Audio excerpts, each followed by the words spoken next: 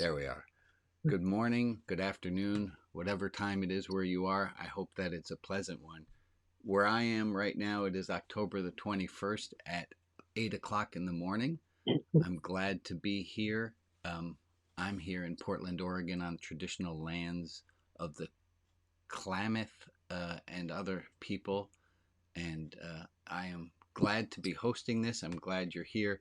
Right before we hit record, we were just looking at this quote from Democritus, who said, "Despair cheerfully." And we're talking about this commandment to have joy, not to sugarcoat everything and make it look like we're happy when we're not. That's not it. And Carol had just given us this brilliant idea that joy is moving us from a lesser to a greater perfection. And that's a direction that we're going in. The world is let me just put it out here, if the world is a shit show right now, and it's really hard to find joy. It's a really difficult time that we all find ourselves. And yet this is the world we're in. And to not, I didn't prepare it. There's a great quote from Voltaire who said that life is a shipwreck. We mustn't forget to sing in the lifeboats. I'm going to say that again because I think it's vaguely important today. Life is a shipwreck, right? None of us are getting out of this shit alive. None of us are getting out of this without pain. Life is a shipwreck. Life is a shipwreck. This is my friend Margot. Hold on, she's coming up on the screen. This is Margot. Margot and I have been talking every week. And our deal is we're going to continue to talk every week. She's on hospice. We're going to talk every week until she dies. And so I spoke to her yesterday. I said, I hope to speak with Jeff. Hold that up to the screen again, would you? And we can spotlight Jeff. Yeah. Thank you, Maria, for your help. Life is a shipwreck. We mustn't forget to sing in the lifeboats. And that's a beautiful little pin you have there. It says Voltaire's Lifeboat Volunteer Band. Right. Yeah. Voluntary band. Yeah. Voluntary band. Voltaire's Lifeboat Voluntary Band. If you would like one of these pins, send me an email. They were at one point a donation prize. If you donated to Religion Outside the Box in the amount of $36, you could get yourself one of these here pins. Thank you for sharing that, Jeff. I'm glad that you had that at the ready. Let me show you. Send it with a kazoo. It should come with a kazoo. Kazoo. Yeah. I have enough problems with the post office of sending pins. I don't know what they do with kazoos. Let me just put all of you on the screen for a half a moment so everyone can wave, say hi. There's the group. And good morning to Alice and Candace and Rita and Ann and Candace and Patricia and Nancy and Rob and Jean and Ezra and Joan and Amanda and Candace and Steve and Al and Ellis and Carolyn and Ruth and Ron and Jim and Sari and Hugh and Gord and Gwyneth and Henry and Maria and Ann and Eileen and Betsy. I can't stop now.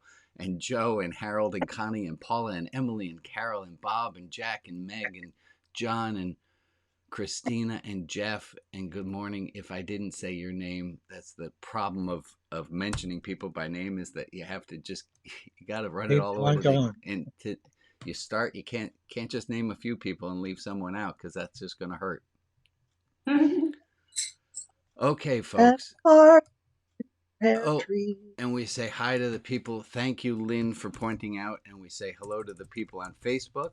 And there are people who are watching on YouTube. And there are people who are watching on Discord and Twitch, I believe. And I thank you guys all for participating as well. Okay. Time crawl. I'm having a little bit of the computer slows today.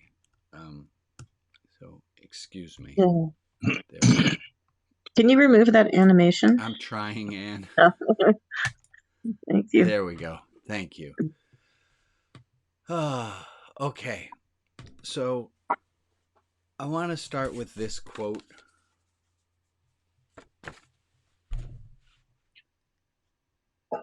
We are powerless over that which we find unacceptable. There are things that are happening in the world right now that we find, and I shouldn't even just say that we find unacceptable. There are things that are happening in the world right now that are unacceptable.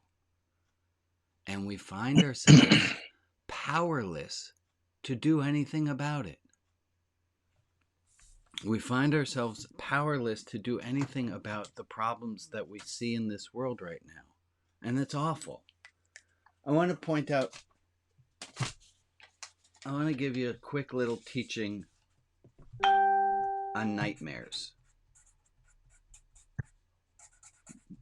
And there are 3 things that make a nightmare a nightmare.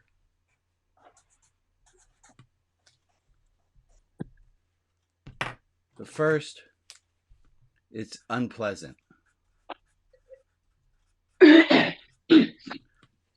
Nightmares, there's something that's going wrong. There's something that we don't enjoy. It's something painful. It's scary. It's unpleasant. Second quality about a nightmare is that a nightmare has no end in sight. And the third one is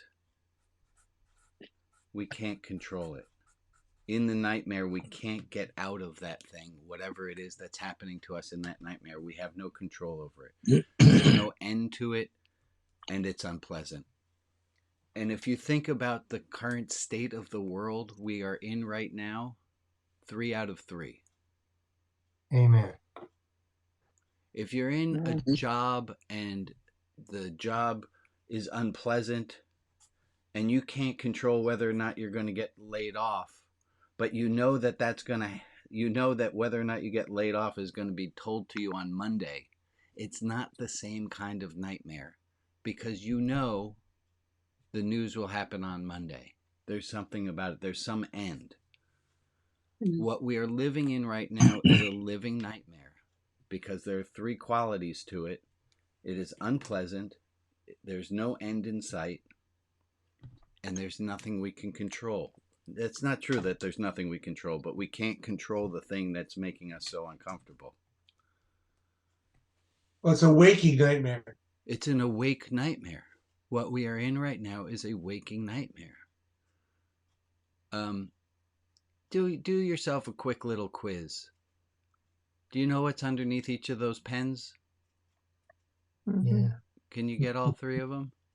Things that are nightmares. We are powerless over that which we find unacceptable. That's the reality we're in right now.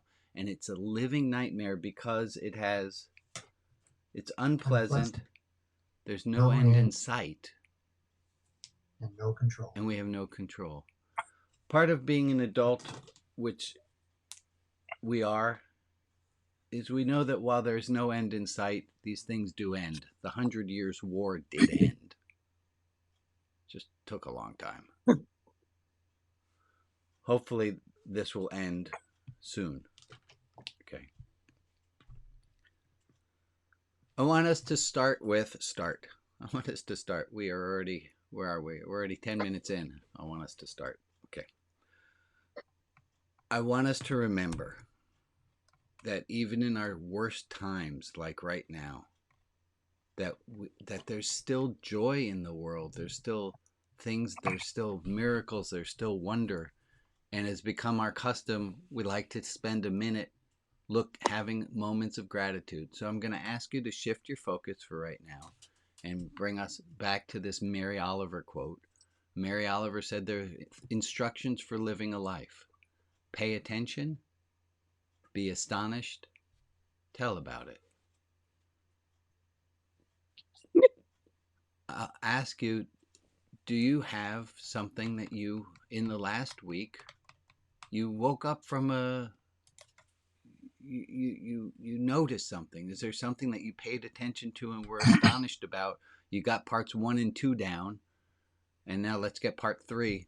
So you already got you paid attention, you were astonished. Here's your time. Is there something you can tell about?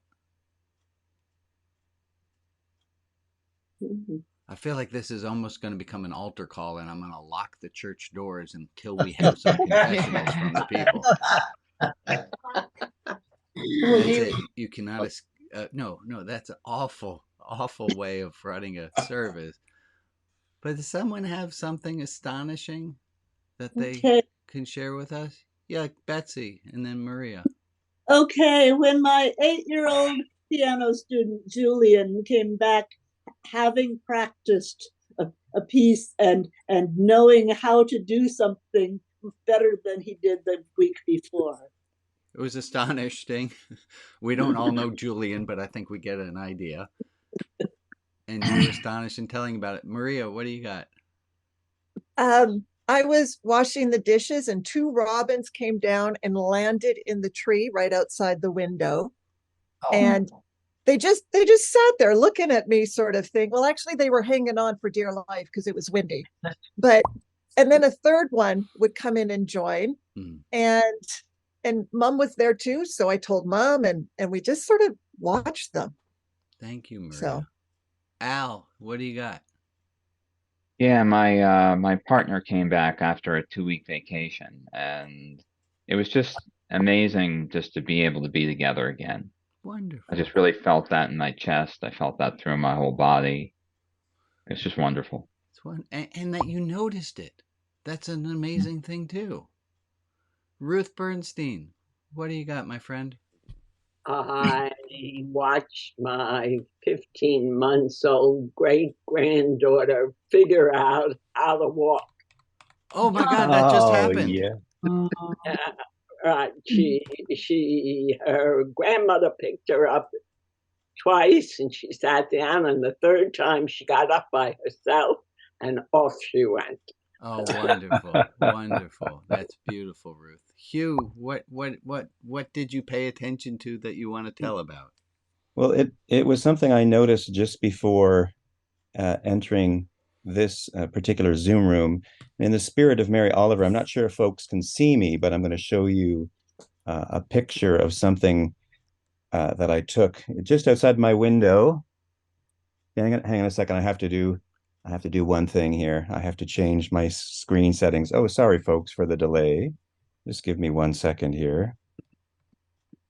There. Ooh. Oh, hold on a second. Can we repin Hugh? So this is just outside. This tree is outside my living room window, and I live with this tree through the seasons, and I'm continually I find moments of awe and wonder at the life of the tree and the life that's in and around the tree. Thank you, Hugh. And Bob? Thank you. Yes. I was going to tell about my great granddaughter Zoe. We were out at her grandpa's house, and this was in fall, and she wanted to play hide and seek. So she told me where to hide, and then she looked for me everywhere else. That's wonderful. That's wonderful. Thank you, Bob. Thank you, Bob. Well, thank you all. Let's take a minute of time. And while we're taking the minute of time, I ask us also to contemplate what Hugh just showed. If you're watching in the southern hemisphere, it's not fall for you, it's spring. But I'm going to play mainly to my northern hemisphere fan base here. It is fall here. It's coming into fall. So while we take the minute of gratitude, I want you to just focus a little thinkings about fall. And we are going to take a 1 minute.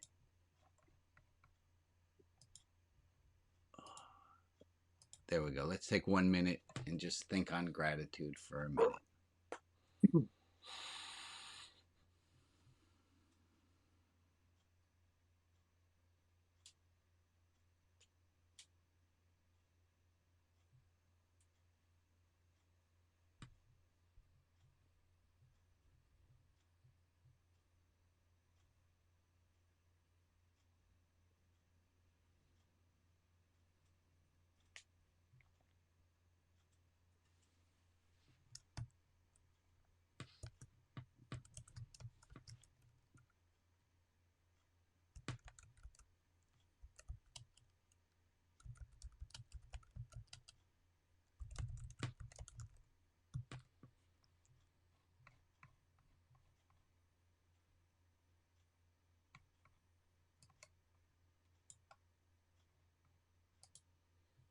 Oh, there we are at a minute. Let me put the clock away. I want you to imagine for a moment that you're in a theater and they've lit the stage just with a single spotlight on an actor. And otherwise it's dark. And I'm not going to tell you anything about the play that you're seeing or whatever you're seeing, but then all of a sudden the lights start to come up with a warm red tone. And as the red tone envelops the stage, it gets brighter and brighter. And some. Do you have as I describe this, you're not even seeing it, but as I describe it, you can get a sense that there's a feeling that comes across just by the way that the stage is being lit. The stage that we're living in, Northern Hemisphere only, the stage that we're living in, it's getting darker. The leaves are coming off of the trees, except, of course, if you live in Los Angeles, but that's a different thing.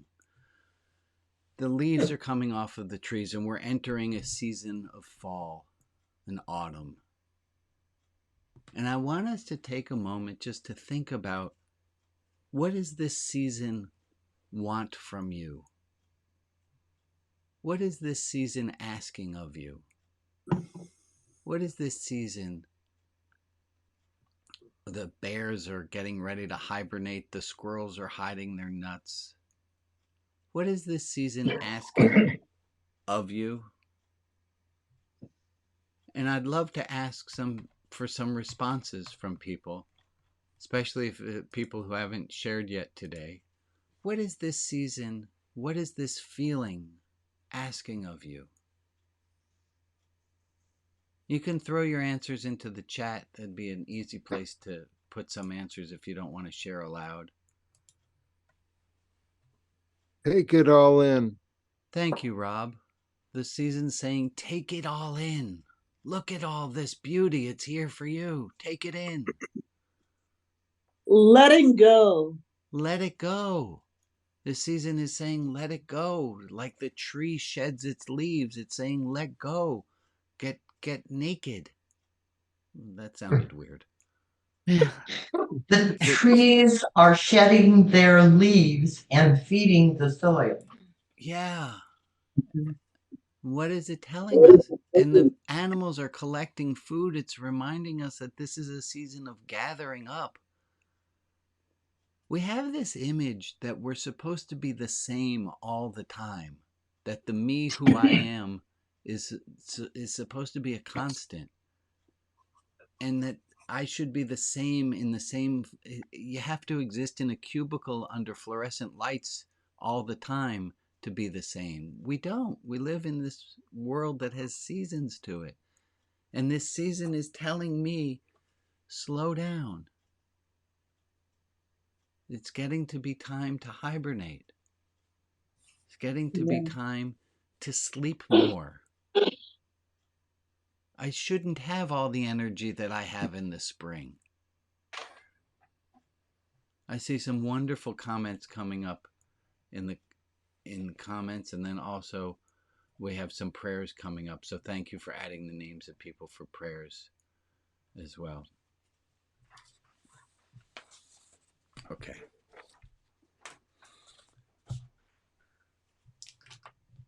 I got an email from a former magic camp kid. It's one of I was a counselor for this young one. He's 30 now, for a lot of years. And he was telling me about his cousin and how his cousin was writing these things on Facebook about what was going on in Israel, what was going on with the Palestinian people, about the fight with Hamas.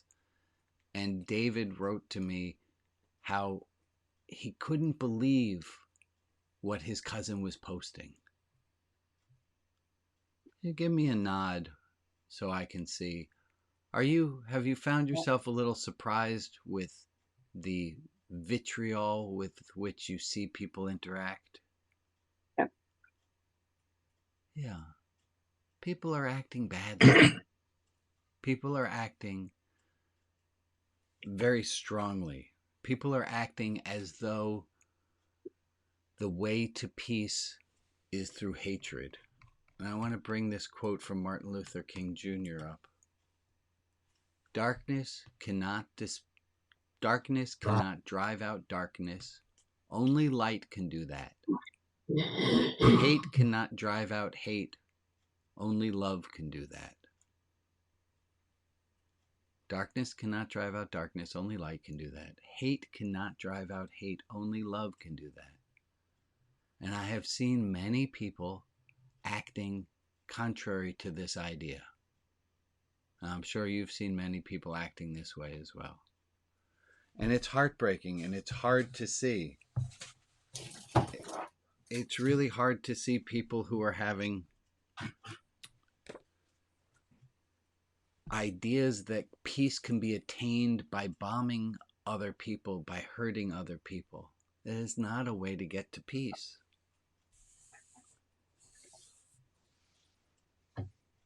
Last week we started on an idea, and I want to review that. But as a good educator, I realized I didn't have a good acronym for what I was trying to teach last week. And so I asked the lovely ChatGPT for some help. I said, I need an acronym for the letters FRH. And ChatGPT said, furry rabbit hats. And I thought, you're so close, ChatGPT. But instead, we're going to make this into funny rabbi hats. You can remember it any way you'd like. But what we're trying to keep in mind are these three letters. FRH.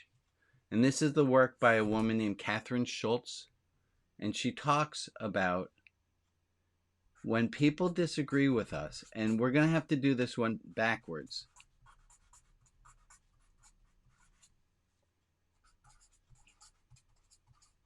When people disagree with us, and David and his cousin, he said, my cousin has turned evil.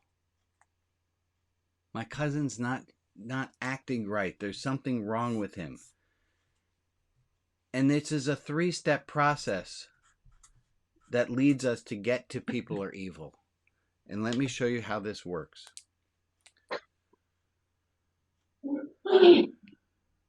We start with, if someone only had the facts, if someone only knew what was going on, surely they would agree with me. If I could give you all of the facts, you would certainly choose love every time. If I could give you all the facts, you would agree with me that this political party is the one that's saying the right thing and that political party is the one that's not. If they only had all the facts. Annie last night, 10 o'clock, Dad, can you drive me to the store? No. But I didn't have dessert. She's now going to step 2. She's not doing this according to she doesn't have this playbook, but it's just natural. It's what you do. Dad, I didn't have dessert. So you give some reasons. You say, okay, you now have the facts. If you have the facts, next step is reason. Dad, you have to take me. I'm making this part up. This didn't exactly happen. You have to take me. I need to have chocolate before I go to bed. There's no chocolate in the house. So she's appealing to my sense of reason. When I still say no to the request, I had the facts, I have her reason, and now she has nothing to do but to understand that I don't care for her at all, that I'm a bad father. The people who we disagree with politically, we think of them as bad. There's something wrong with those blankety blank people. They're not human because they have the facts, they have the reason, but they're still choosing to do something that's not what I would have them do. And we need to be careful because once we dehumanize people, When you dehumanize people, it allows us to do bad things to them. Okay.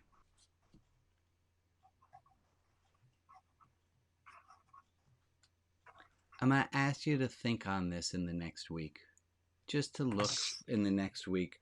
Do you see that you're trying to change someone's mind with facts, with reason, and then if they still disagree with you, you decide that they're not human anymore? You decide that they're out to get you.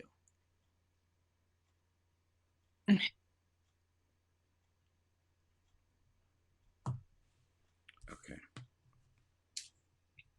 The problem with this is nowadays people can't agree on what facts are. Right. That makes it even worse, doesn't it? If they had the real facts, they don't have the real facts. Look at what's wrong with them. They're watching that news show instead of the one that would give them the real facts. There's something wrong with those people. They're not thinking clearly. They're listening to pundits who already have an agenda. Never mind the fact that we're doing the same thing on our side. And they could say the same of us. And they do. And they do, and we do. Do you ever question that we're sort of programmed to already have, a villain in our lives, and it's ever changing? It just seems like every drama, every book, there's an antagonist. And you know what's great about those antagonists, Candace? It's not us. I mentioned this last week, the ideas of Melanie Klein, and then I'll get to the comments that are coming, is that we split off bad from us and we put it onto them. And there was an idea from Elizabeth Kubler-Ross that there's no difference between the two sides. It's really sobering. John and then Al.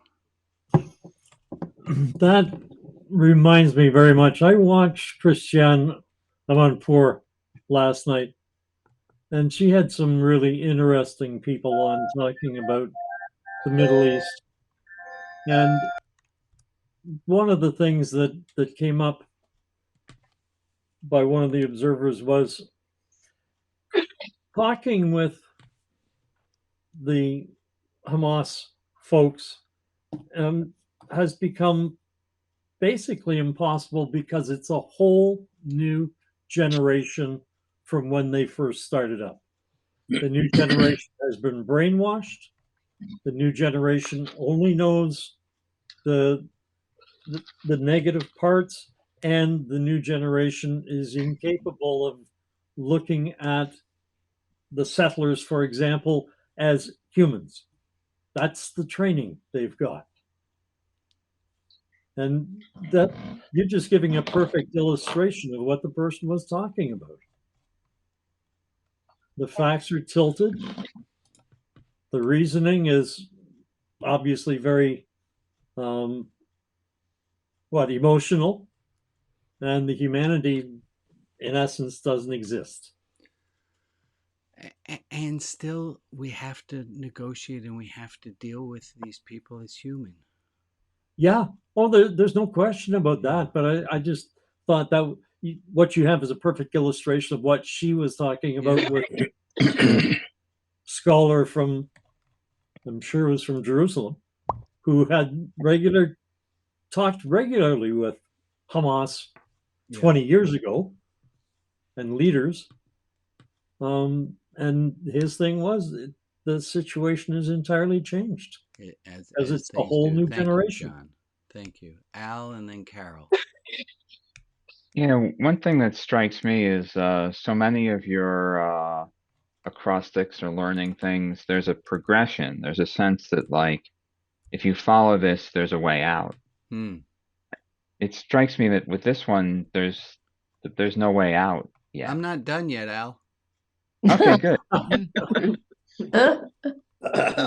Maybe that's something to meditate on for the next couple of weeks. What's the way out? I actually have an idea, and it's what I said to my camper David, and I'm going to share it with you guys in a moment. But let's go with Carol and then Michael.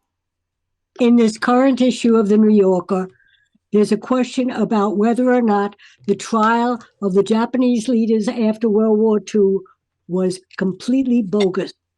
That everything we accused the Japanese of, we were guilty of. Absolutely. Look how many civilians we killed. Oh, crazy. And so I think we have to stop and say, we don't know who we are. We don't know what breeds that kind of hatred. There's no question that cutting off a baby's head is a terrible thing to do. Right. But that doesn't mean that we are blameless. Correct. And it's not just them, it's us too. One of the airline pilots, fighter pilots who dropped napalm on Tokyo said that if we didn't win the war, he would be court-martialed and killed. It was yeah, we were as guilty as them. Go ahead, Michael. Well, just after you were giving, if you were talking, what am I? You're good. We just have I'm a okay. loose mic. We were talking about, the chocolate and your daughter, and then being identified. It just came into my mind. Probably is for next week. Is moral outrage. I mean, these are justified human responses. Yes, and they're hard for people who are trying to grow ethically. And then the whole question of intentionality. We're just going, I think, that's it. Thank you, Michael. And that ties me into, it's not these, it's a direction of a solution. And it's what I said to David, my camper, about his cousin. I said, start looking for places of agreement. It's your cousin. See if you can't, together with him, come up with 100 ways in which you agree. Because our focus on of where we disagree, it's easy, it's magnetic to bring us to where we disagree and how I'm right and you're wrong on this part. But I think we can find, let's look at all the places we agree and say, on most of the things that are of greatest importance, you and I agree. And I wonder if, and I'll hear back from David or I won't, but I wonder if that can't help. For us to say, on most of the things that are important, you and I agree. And let's list those things. Because if you're weatherproofing, you need to find the hole. But we're not weatherproofing here. We need to find all the commonality we have, all the humanity that we have. Ron and then Carol. You're muted. You're on mute, Ron.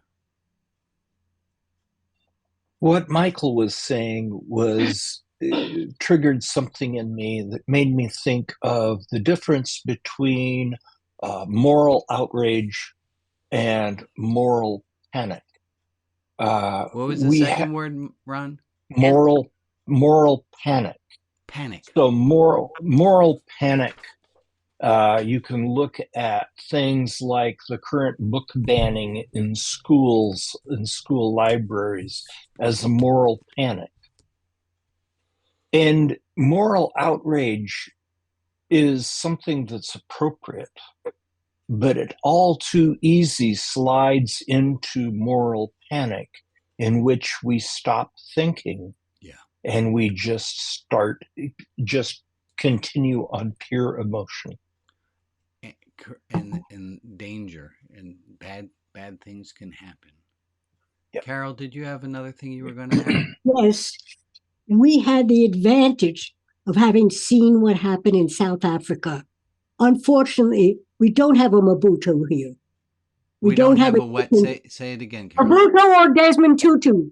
We do not have someone who would be a forceful spiritual leader. But what he did there in this truth and reconciliation, he turned the whole country around. Yeah. You wouldn't have thought it was possible. But it is possible when you find people who are so spiritually grounded that they can say, yes, you have killed for 40 years. You've killed all these people. And I'm not going to bring charges against anyone. I want each of you to own what you did and to begin to talk about how we can build this country. Thank you, Carol. And I don't think we need a Desmond Tutu. What we need is you. Whoever you are. We need you to take the moral high road. I need me to take the moral high road and to not escalate hate with hate. Not to meet violence with violence. Not to meet somebody's diatribe with trying to cut them down, but instead private messaging them, or however you can do it, but for us to find places of agreement and love. I think we are the solution.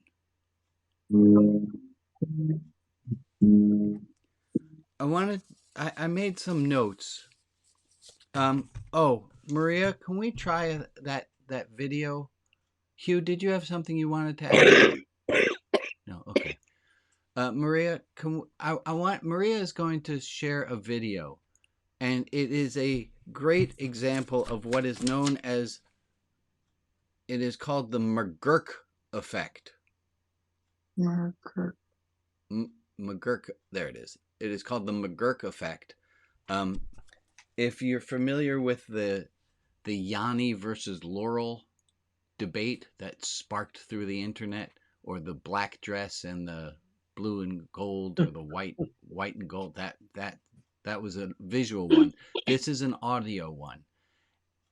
And Maria, are you able to cue that up? And Maria, thank you so much for running tech today.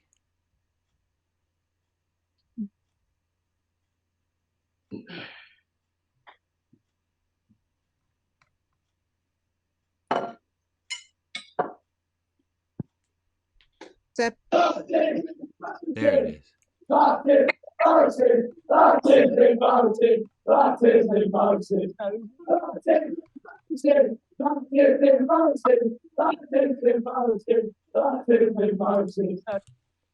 So play it one more time, if you would, Maria. And what I want you to do is look at the words on the screen. And as you look at the words on the screen, I want you to see if you don't hear different things as you see the words on the screen. There we go. Can you play it one more time? Yep. Thank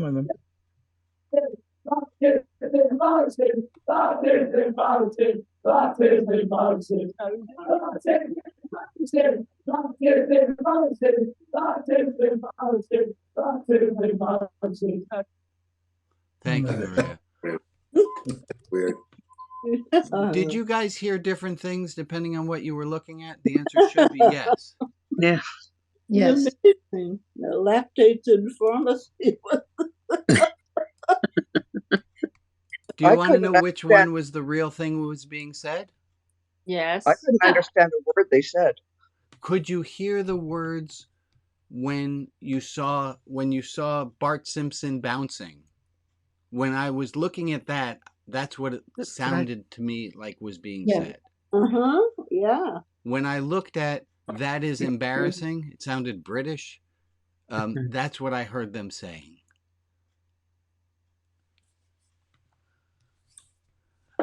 I'm going to just quickly underscore the point here. We can all hear the same thing and see different things and hear different things. Interpret different things. It's interpretation. It's our perspective. It's our perspective. It's what we think we're hearing changes what we hear. If there's something in education called the Cinderella effect. There's a brilliant study that was done where a researcher said to teachers, completely at random, said, "Oh, this child in your class, Sally, we tested her and she is off the charts a genius. And they took another kid in the class randomly, just picked a kid without any facts behind it and said, oh, this child has some mental incompetence. It's not in their file for some reasons, but they're not all there. I'm sure you know exactly what happens. Yep. The experiment gets replayed and done over and over again, and it's what the teacher thinks the student is able to do affects how that student performs in the class. The most ambitious and crazy version of this, if I was listening to a podcast called Invisibilia. Any of you listen to Invisibilia? They heard about this study and they said, this is so crazy, we don't believe it. We're going to reconduct it ourselves in our own studio labs because we can't believe that this happened. And they got it to happen, and they didn't even want the experiment to happen. They did it with mice. And you take a bunch of mice and you put some in a cage, and on that cage you write, great maze running mice.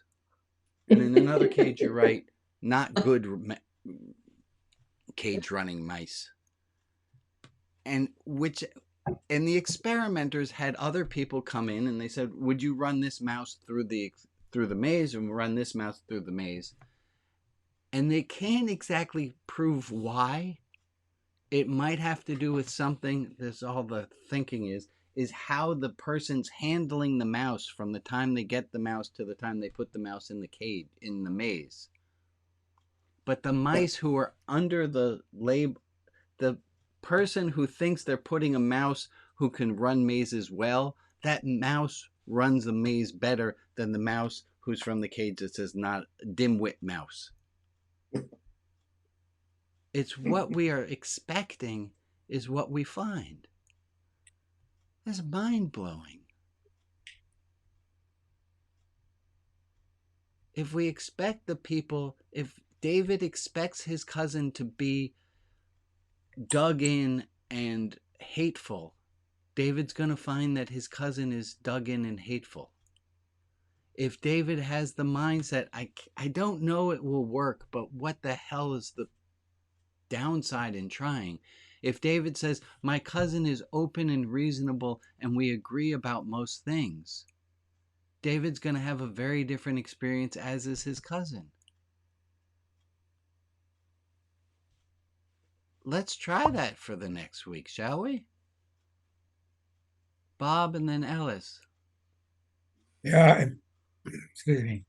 One of the most moving things that I've experienced this past week was, I think I sent a link to it to you, was the song of the Palestinian, Jewish, and Muslim singing.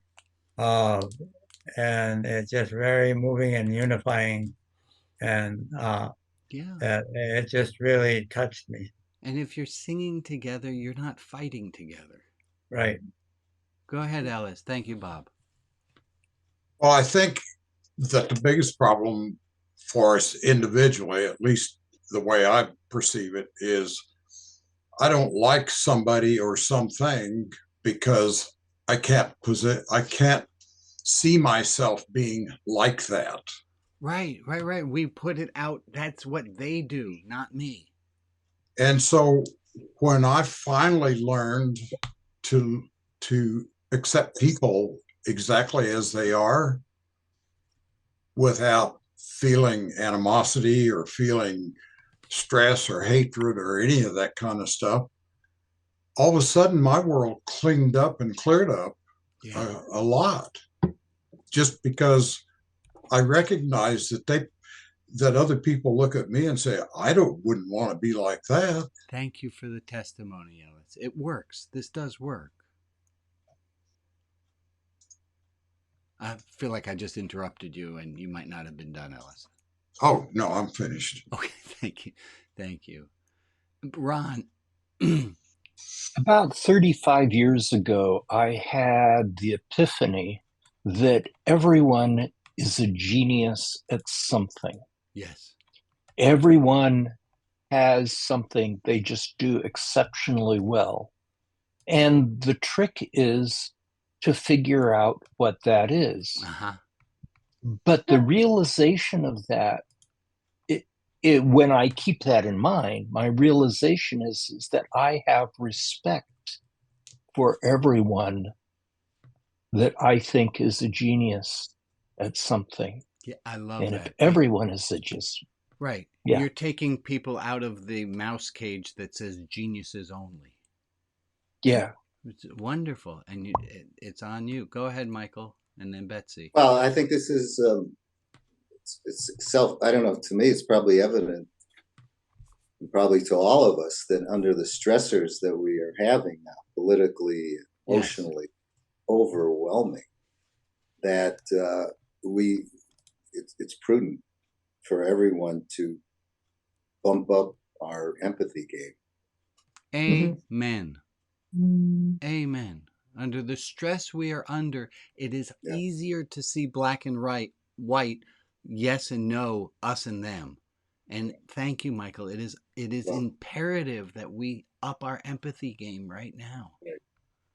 Thank you. For our own sake and each other. Okay. Go ahead, Betsy. Okay. Along with what Ron was saying, one of my favorite thoughts is that everyone has something that I can learn from. And the corollary to that is everybody is someone that I can give something to, that can learn from me. Thank you, Betsy. Okay, I have. Let's go to announcements. I have some announcements to share with everybody. One, our friend James. We raised some money last week. James is our buddy who is in prison at Pelican Bay State Prison. He's doing well. He's got 3 programs that he's running between now and the end of the year. I just put together flyers for him and sent those to him. If you have it in you and would like to write to James, moral support is something that he can always use. Also, we are about $41 shy on buying him a pair of new orthopedic shoes. He's having need for orthopedic shoes. So if you didn't, thank you so much to the people who made contributions. We are $41 short. If we overflow the $41, I will put the rest of the money towards. I just got a packet from him. We need to have. He's putting out another book. It's people who are all in prison and writing about their experiences. And as James says, when they see their own words written in a book, we help James to self-publish these books. When these people who are in prison see that they have written a book, he says the joy that comes over them is just monumental. So if we overshoot the $41, don't you worry. I will put that money towards transcribing the next set of the next books. If you would like to be in a Beit Din, which is a Jewish law court, I know many of you have fantasized about being in a Jewish law court. October 25th, I think it is. Send me an email if you didn't get an invitation to be a part of that Beit Din. I would love to have you. Here are my other announcements. Reach out to people we haven't seen. If they're friends who you haven't seen here for a while, please just let them know that we're still here and we'd love to see them. We have some threads happening on the Religion Outside the Box Clubhouse. It's picking up some steam. Please check in we have the longest thread going and some beautiful gratitude on rotb.org. Go to the Clubhouse. My perennial announcement. It's okay to not feel okay. It is okay to not feel okay. We are human. We are not happy, smiley. If you're having a hard time, that's perfectly acceptable. There's no need to kick your ass for having a hard time. You're already having a hard time. Any other announcements that I have here? Oh, yeah. Hi. This is exciting. a little bit of book news. I have a idea of a cover that I'm working on. I'm hoping for March to be done with the book, that you'll be able to purchase it by then. As my joke these days is, as soon as I'm done with the goddamn section on patience, the book will be ready.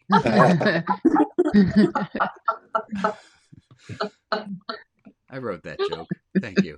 And Maria, if you not only, as you always, not only are you helping us with tech today, but you're running our prayer list, and if you would be so kind as to read those names off today. These are the names of people to lift up and send positive energy to.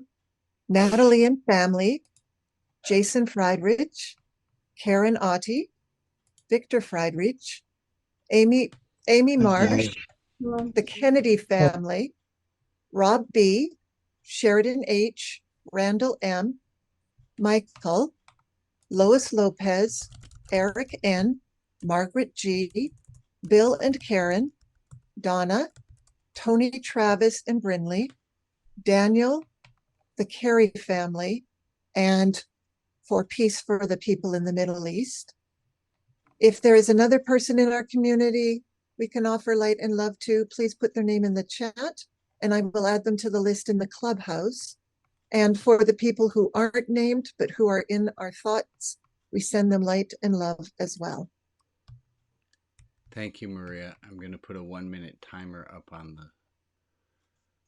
We're going to be soon having a fundraiser to get Rabbi Brian a new computer, as I am having a... Come on.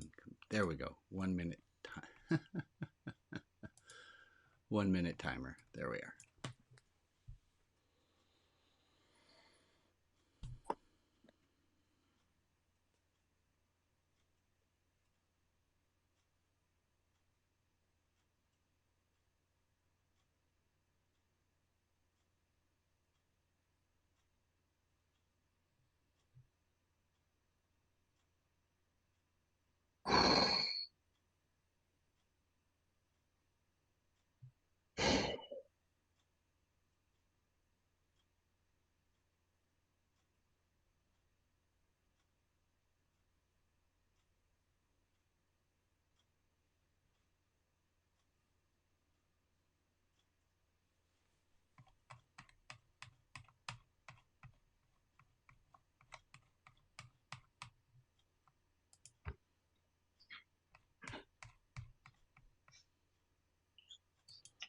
Thank you for that minute.